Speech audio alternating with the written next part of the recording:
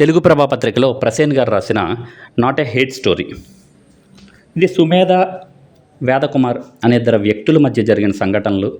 వారిద్దరూ ఒకరికొకరు ఎలా పరిచయం అయ్యారు, పరిచయం అయిన తర్వాత వారి జీవితంలో జరిగిన మార్పులు, ఒకరినొకరు ఎలా ప్రభావితం చేసుకున్నారు అనే విషయాలన్నింటినీ కథ రూపంలో రచయిత చెప్పడం జరిగింది.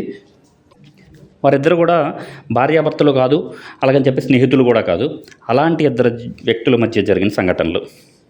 ఈ కథలో అన్నిటికంటే ముఖ్యంగా నాకు నచ్చింది ఏంటంటే, క్యారెక్టర్స్ యొక్క జీవితానికి మొక్కలు మరియు వర్షాన్ని జత చేసి రాసిన విధానం అయితే చాలా బాగుంది. మరి ముఖ్యంగా ఈ సంవత్సరం ఎల్నినో ఎఫెక్ట్ వల్ల వర్షాకాలం మొదలైనప్పటికీ కూడా ఇంకా వర్షాలు చాలా దగ్గర లేవు. అయినప్పటికీ కూడా కథ చదువుతున్నంతసేపు ఆ కథలో ఉన్న వర్షపు తడి అయితే మనం ఫీల్ అవుతామని ఖచ్చితంగా చెప్పచ్చు. ఈ కథలో ఒక సంఘర్షణ ఉంటుంది.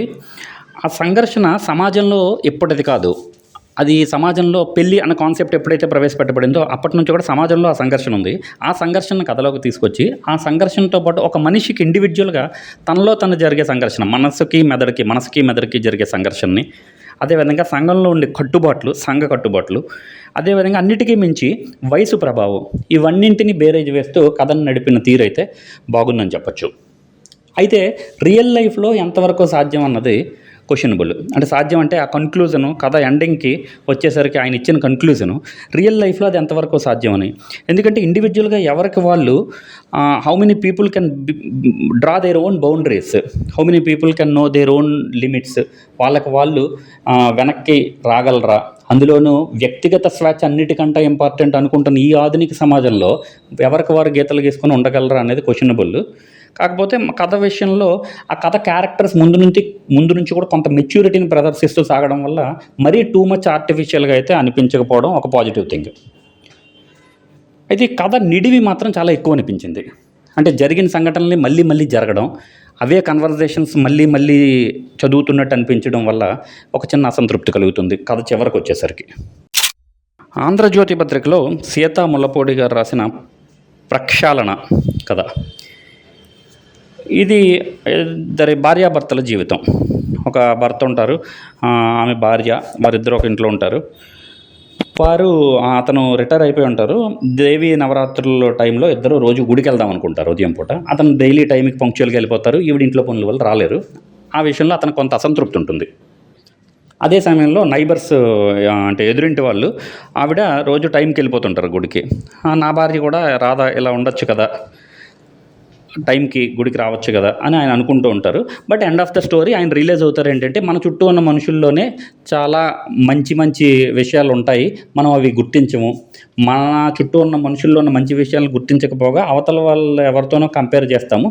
అది చాలా సందర్భాల్లో కరెక్ట్ కాదు. ఎందుకంటే దూరపు కొండలు నునుపు అన్నట్టు అవతల వాళ్ళ లైఫ్లో మనకి పూర్తిగా తెలియని కోణాలు కూడా ఉంటాయి. వాళ్ళు ఎలా ఉంటారు ఇండివిజువల్గా అవన్నీ మనకు తెలియవు. కాబట్టి ఏదో ఒక పర్టిక్యులర్ ఆస్పెక్టో లేకపోతే ఒక పర్టిక్యులర్ ఇన్సిడెంట్ను చూసి మనం జడ్జి చేయకూడదు మన ఇంట్లో ఉన్న వాళ్ళని అని చెప్పే ప్రయత్నం చేశారు రచయిత. కాకపోతే ఇలాంటి స్టోరీలు కోకొల్లలుగా మనం చదివి ఉంటాం. తెలుగు భాష మీద పట్టున్న వాళ్ళకి, లేకపోతే తెలుగు కథలు చదివే వాళ్ళకి ఇలాంటి స్టోరీలు చాలా చదివి ఉండడం వల్ల ఇది కొంత బోర్ కలిగిస్తుంటుంది, బోరింగ్గా ఉంటుంది చివరి వరకు వచ్చేసరికి. ఓకే, ఇంకా ఎప్పటికవుతుంది స్టోరీ అనే ఒక ఫీల్ కలిగిస్తుంటుంది. నమస్తే తెలంగాణలో దేవేంద్రాచారి గారు రాసిన చంద్రమ్మత్త కథ. ఈ కథ క్లుప్తంగా చెప్పాలంటే, చంద్రమ్మ అనే ఒక లేడీ స్టోరీ. ఆవిడికి ఒక 80-85 ఏళ్ళు ఉంటాయి. ఆవిడికి ఒక 30-35 ఏళ్ళు ఉన్నప్పుడు, అంటే ఒక 50 ఏళ్ళ క్రితం ఆమె భర్త చనిపోతే ఒక సింగిల్ హ్యాండెడ్గా ఆమె కొడుకుని ఎలా పెంచి పెద్ద చేశారు. ప్రస్తుతం అప్పటి నుంచి కూడా ఇప్పటి వరకు ఆమె రెస్పెక్టబుల్గా ఎలా బతుకుతున్నారు ఈ సమాజంలో. అదేవిధంగా ఎవరిని ఒక మాట అనకుండా, ఎవరి చేత ఒక మాట అనిపించుకోకుండా, విత్ ఆల్ సెల్ఫ్ రెస్పెక్ట్ ఆవిడ ఎలా ఉన్నారు అని చెప్పే ప్రయత్నం చేశారు రచయిత. సో ఈ కథ 3వ పేర దాటినప్పటి నుంచి కూడా నాకేం గుర్తొచ్చిందంటే, సత్యం శంకరమంచి గారి అమరావతి కథల్లో రాసిన ఒక కథ ఉంటుంది. I don't remember exact the title of the story. If I'm not wrong పిచ్చాయి అనుకుంటాను. ఆ స్టోరీలో మెయిన్ క్యారెక్టర్ ఆయన ఉదయం లేచి స్నానం చేసుకుని గుడికి వెళ్ళి దండం పెట్టుకుంటారు, ఇంటికి వస్తారు, భార్య ఏదో పెడితే తింటారు, నెక్స్ట్ పడుకుంటారు మధ్యాహ్నం కాసేపు, ఈవినింగ్ ఫ్రెండ్స్తో కాసేపు కబుర్లు చెప్పుకుంటారు, నైట్ మళ్ళీ తినేసి పడుకుంటారు. క్లుప్తంగా ఇది ఆయన జీవితం, డైలీ లైఫ్. అలాంటిది ఒకరోజు ఆయన చచ్చిపోతారు. కథ ఎండింగ్కి వచ్చేసరికి రైటర్ అంటారు, అలా బతకడం కూడా అంత ఈజీ కాదు కదా అని చెప్పి.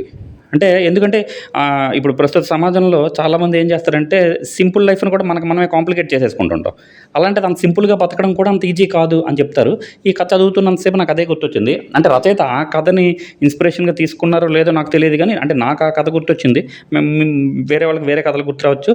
లేదంటే ఎందుకంటే ఈ కథ చాలా సార్లు చాలా చాలా దగ్గర చదివిన కథే. అంటే ఒక మనిషి గొప్పతనం, సమాజంలో ఒక మనిషి సింపుల్‌గా ఉంటూ కూడా ఎట్ రెస్పెక్టబుల్‌గా లేకపోతే రిపీటెడ్‌గా ఎలా ఉండొచ్చని చెప్పి.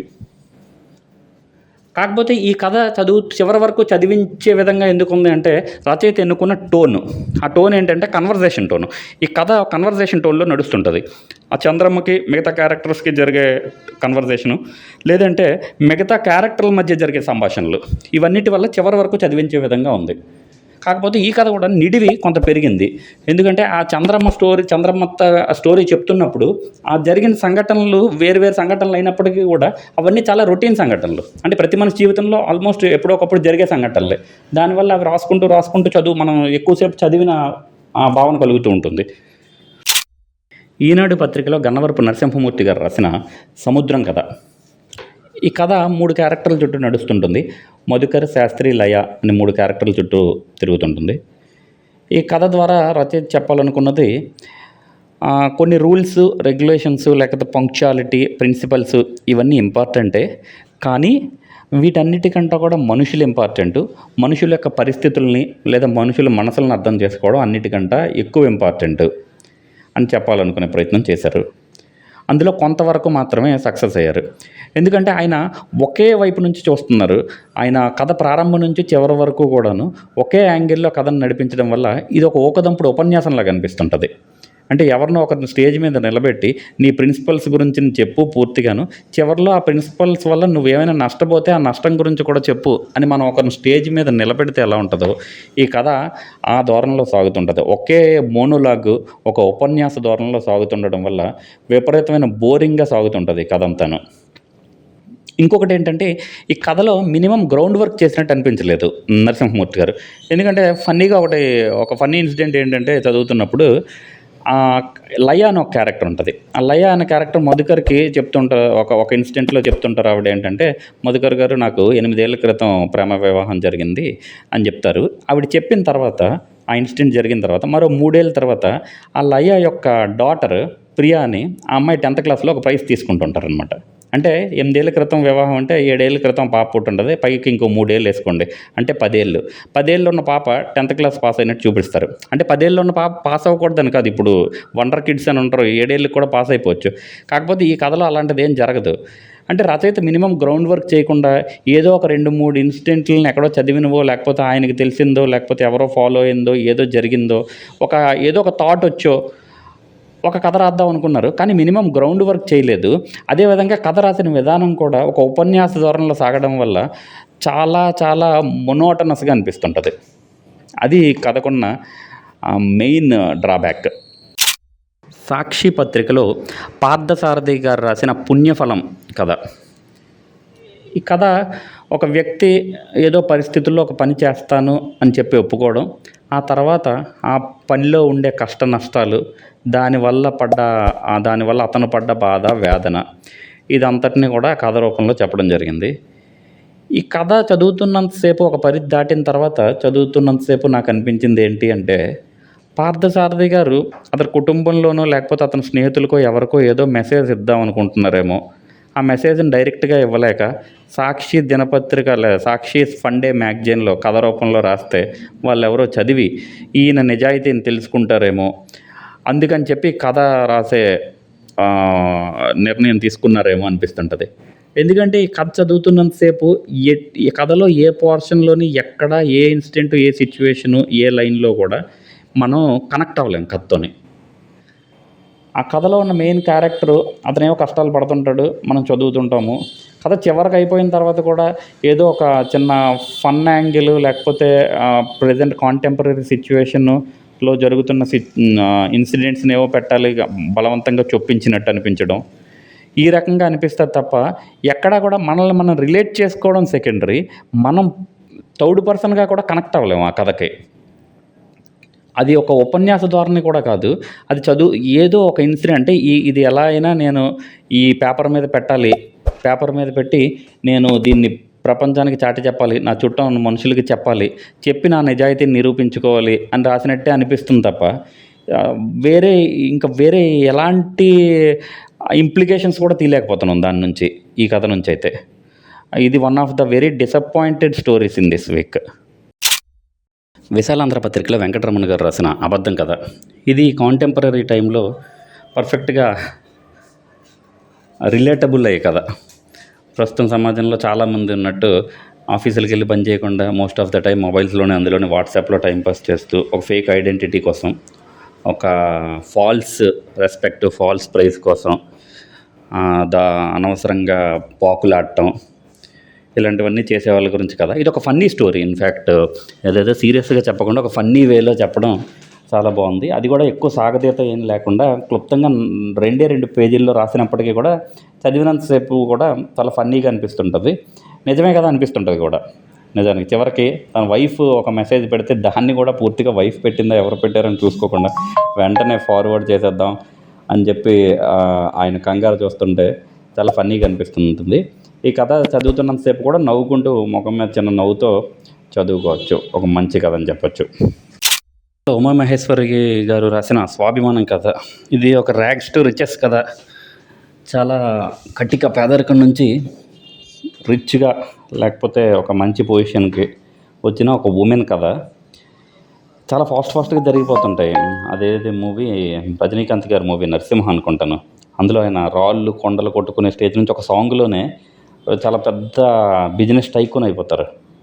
అలాగా ఈ కథ కూడాను చాలా ఒక్కొక్క పేరాకి ఒక్కొక్క అద్భుతం జరుగుతుంటుంది ఈ కథలోని. సో దానివల్ల మనం ఏ కోణంలో కూడా ఈ కథతో మనం కనెక్ట్ అవ్వలేము. అదేవిధంగా ఆ హస్బెండ్ క్యారెక్టర్ ఒకటి ఉంటుంది. అది ముందు నుంచి కూడా చాలా దీనిగా ఉంటాడు. ఎలా అంటే అదే పితృస్వామ్య భావాలతో ఉన్నట్టు అంటాం కదా. సో ఆ వైఫ్ అంటే ఇంటికే పరిమితం అవ్వాలి, వంట చేసుకోవాలనుకున్న టైప్ నుంచి జస్ట్ ఒక 2000 అకౌంట్లో పడేసరికి పద రేపు నుంచి నీకు ఫుల్ సపోర్ట్ నాది ఉంటుంది, నువ్వేం చేయాలనుకుంటే చేయాలంటుంటాడు. అది చాలా ఫన్నీగా అనిపించింది. నెక్స్ట్ అలాగే అసలు చాలా తక్కువ నిడి ఉన్న కథే అయినప్పటికీ కూడా మనం ఎట్టి పరిస్థితుల్లో ఈ కథతో కనెక్ట్ అవ్వలేము. నెక్స్ట్ ఆ ఇన్సిడెంట్లో రాసిన సంఘటనలు ఏవైతే ఉన్నాయో, రచయిత్రి రాసిన సంఘటనలు అవన్నీ కూడా చాలా ఆర్టిఫిషియల్గా అనిపిస్తుంటాయి. పిల్లల్ని స్కూల్లో గేలి చేయడం, లేకపోతే బ్యాగ్ కొనుక్కోలేకపోవడం, వెంటనే 10 రోజుల్లో టూల్స్ నేర్చేసుకోవడం, ఇదంతా చాలా ఏదో రకంగా పేజీలు నింపాలి, ఏదో రకంగా ఏదో ఒకటి చెప్పాలి అనుకోవడం తప్పితే ఈ కథ ఏ రకంగా అని కూడా ఆకట్టుకునే విధంగా లేదు. నవ తెలంగాణలో పండరినాథ్ ప్రబల గారు రాసిన ఈసారి ఆపాలి కథ. ఈ కథ కోవిడ్ టైంలో తెలంగాణలో జరిగిన ఒక ఇన్సిడెంట్ని బేస్ చేసుకొని రాసిన కథ.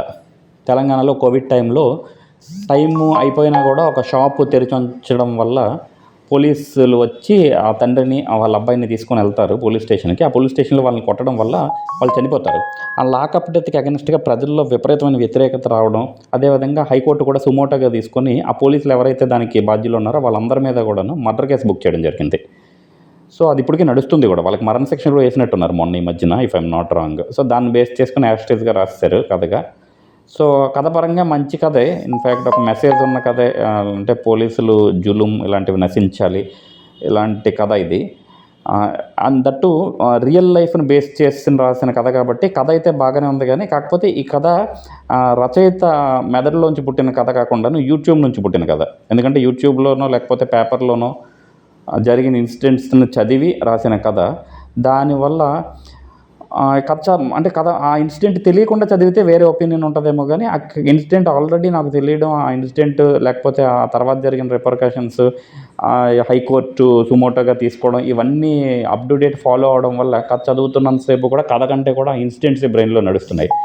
దానివల్ల బయాస్డ్గా ఉంటుంది ఒపీనియన్ కూడాను. అంటే ఈ కథ రచయిత గురించి లేకపోతే కథ రాసిన విధానం గురించి చెప్పడం కూడా కష్టం. ఎందుకంటే ఇదంతా కూడా ఒక వేరే న్యూస్ పేపర్లో జరిగిన ఇన్సిడెంట్స్ నుంచి తీసుకున్న కథ. So no comments on this story. వార్తాపత్రికలో సన్నిహిత్ గారు రాసిన వదిలేస్తే పోలా కథ. ఇది ఒక మెయిన్ క్యారెక్టర్ ఆ క్యారెక్టర్ అతను ఎవరైతే ఉంటారో, ఆ క్యారెక్టర్‌కి ముందు నుంచి ఇంట్లో పనుల్లో ఎటువంటి అవగాహన ఉండదు. కానీ పరిస్థితుల వల్ల భార్యకు ఆరోగ్యం బాగోకపోవడం వల్ల అన్ని పనులు ఇంట్లో ప్రతి పని కూడాను ఆల్మోస్ట్ ఆయనే చేస్తుంటారు. ఆ వైఫ్ జస్ట్ రావడం, హెల్త్ బాలేకపోవడం వల్ల. దానికి రీజన్ ఏంటంటే హెల్త్ బాలేకపోవడం వల్ల వైఫ్ ఆఫీస్‌కెళ్ళి రావడం, పడుకోవడం తప్ప ఇంకేం చేయదనమాట. అదలా ఉంటే వాళ్ళకొక కూతురికి పెళ్ళవుతది. కూతురికి, అల్లుడికి మధ్య గొడవలొస్తాయి. వాళ్ళకి కూడా ఇంటి పనుల్లో ఇద్దరికీ బ్యాలెన్స్ లేకపోవడం వల్ల గొడవలొస్తాయి. అయితే కూతురు అల్లుడిని కొడతది, కూతురు అల్లుడిని కొడతది, అల్లుడు కూతురిని కొడతారు. నెక్స్ట్ ఆ కూతురు ఇంటికొచ్చేస్తే అప్పుడు ఇది మొత్తం ఇలా జరుగుతుందమ్మా, ఇదమ్మా విషయం అని చెప్పి వాళ్ళ మదరు ఈ అమ్మాయికి చెప్తది. మీ నాన్నగారికి పనులు రావమ్మా, అన్ని పనులు నేర్పించిన దగ్గరుండి ఇప్పుడు అన్ని పనులు ఆయనే చేసుకుంటున్నారు. నువ్వు కూడా అలా మలుచుకో నీ భర్తని అని చెప్పి తల్లి కూతురికి చెప్తది. తండ్రి కూడా అల్లుడి దగ్గరికెళ్ళి కుర్రాడివి కదా! ఆవేశంలో ఉండి కొట్టేవులే ఏం పట్టించుకోకు గానీ నాలాగే అలవాటయిపోద్ది నీకు కూడా అని చెప్పినట్టు ఉంటది. అది ఘోరంగా ఉంటది. చదువుతున్నంత సేపు కూడా ఒక రకమైన చిరాకొస్తుంటది. ఏం రాస్తున్నారు ఇతను? ఎందుకు రాసారు ఈ స్టోరీ అన్నట్టు అనిపిస్తుంటది. అంటే యాక్చువల్లీ ఇదే కాన్సెప్ట్ బెటర్‌గా కూడా రాయొచ్చు.